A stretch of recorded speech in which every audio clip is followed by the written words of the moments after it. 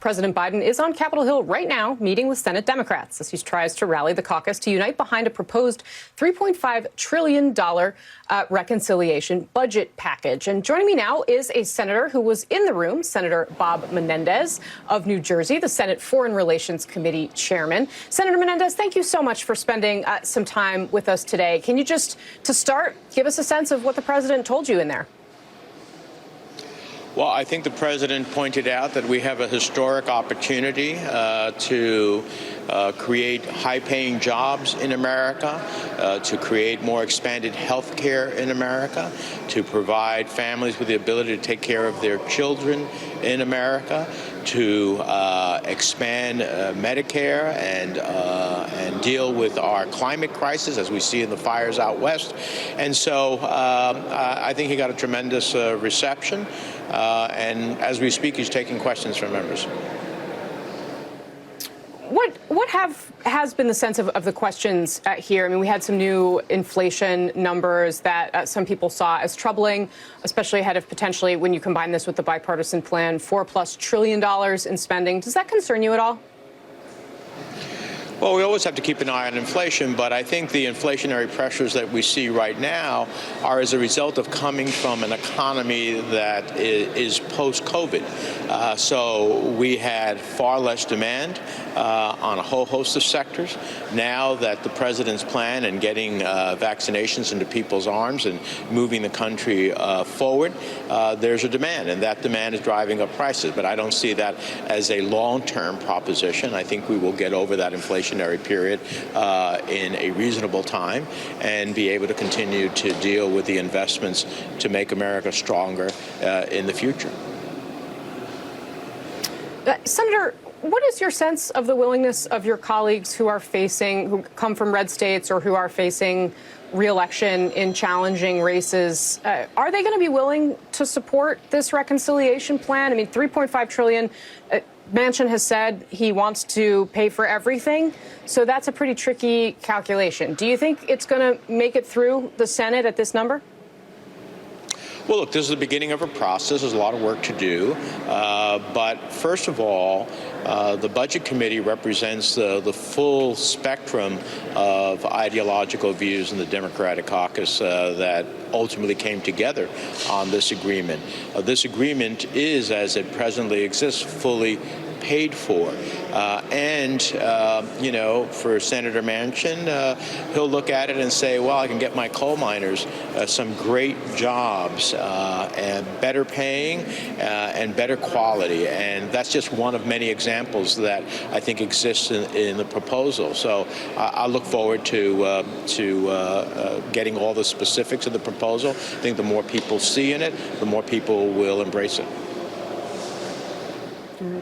Let me ask you to put on your foreign relations hat for a moment, and obviously, of course, your deep experience with the Cuban-American community. We have seen protests rack the island as shortages of food and medicine have so deeply hurt the people there. Now there are questions about immigrants or refugees, really, migrants from there. Senator Rubio of Florida has made some comments about that, and our government has said that they'll be essentially turned away, or at least not allowed to come into the United States if they do come.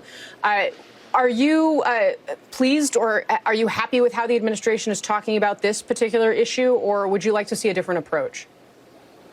Well, no, I applaud President Biden's strong support of the democracy protests inside of Cuba, of the right of Cubans to peacefully protest. I appreciate the call that he and the Secretary of State have made on the Cuban regime not to use violence, as they already have, against peaceful protesters. I would expect that there would be further actions, a very clear statement that there will be consequences if the regime uses violence against protesters. We have the Magnitsky Law that would allow us to severely sanction individuals who engage in such violence. I think we have to send a very strong message that you cannot use forced migration as a weapon against the United States. It's the regime that has to change, not have its people flee. And thirdly, I think we need to send a message to the Cuban military that don't turn your arms against your brothers and sisters, because your power comes from the people and the people are protesting. And lastly, I hope we have a diplomatic surge to get other countries to give voice to the Cuban people. I was with the French foreign minister last night. We spoke about this. And also, I hope we help Cubans get independent internet connection in Cuba. The regime shut it down. The only reason a government shuts down the internet is because it fears its people. We need to have the Cuban people be able to connect with each other and to connect with the world.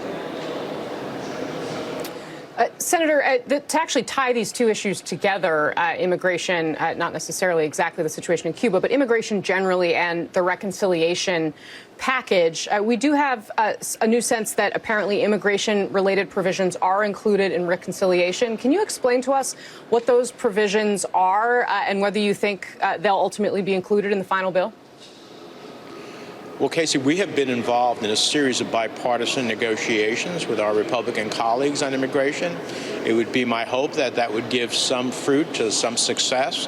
But in the absence of that, the budget resolution calls, I believe, I haven't seen the final number, but around $120 billion in immigration-related issues.